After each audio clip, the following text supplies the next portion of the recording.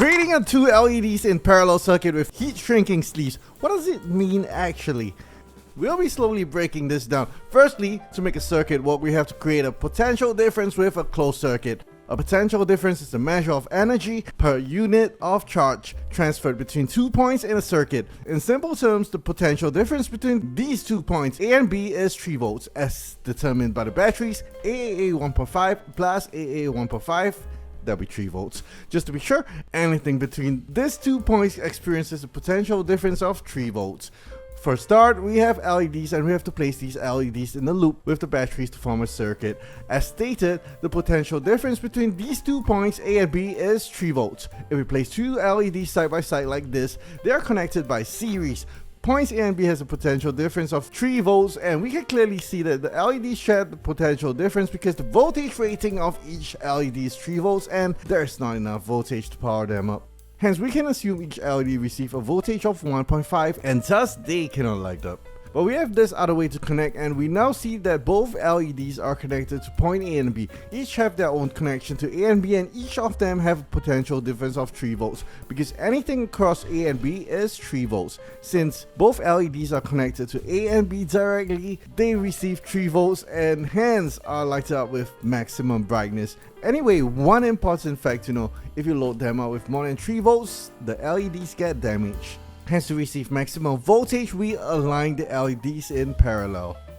We covered parallel circuit, but now drawing a circuit is easy. Creating a circuit requires the management of wires. This is an insulated red coil of wire. Red stands for positive terminals. This is not just a wire cutter but also a wire stripper.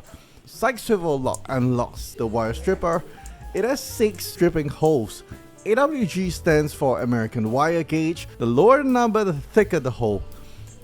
I use the second hole through visual examination. Cut the wire with the wire cutter at the bottom. Insert the wire through the hole. The second one, not by measurement but by visual examination. Cut and pull the sleeve out, exposing the wire inside without the sleeve. For a simple connection, we twist the connecting wires with the extended legs on the LED.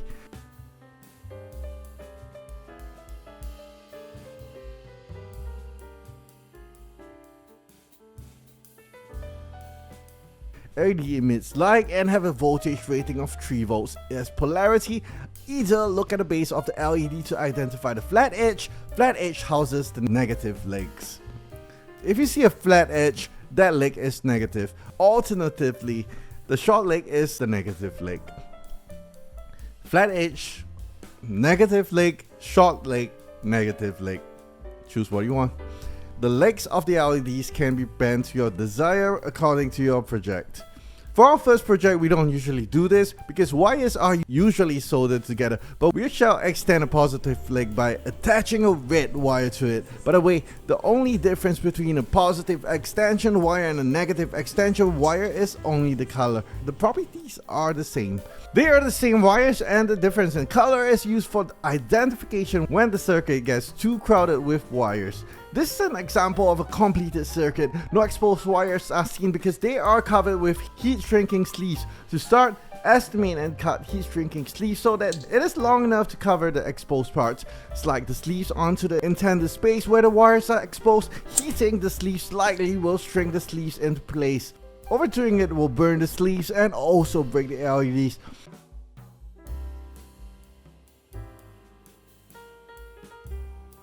Where sleeves are impossible to slide in after connecting the wires, slide the sleeves in first, then attach the wires. In fact, do note that this red wire from the battery is directly connected to the battery and holds the highest potential difference in the circuit, hence plus 3 volts. Hence, we'll connect both LEDs to this wire. It is also advisable to test your circuit prior to completing it because it does not work after connection. You might have to remove the connection, which takes a lot of effort. Repeat the same process of heating up the sleeves and we have a quick construction of a circuit with LEDs in parallel. Do take note that in any case, you are learning how to sleeve and connections of such types are very fragile. You may now sleeve your own parallel circuit.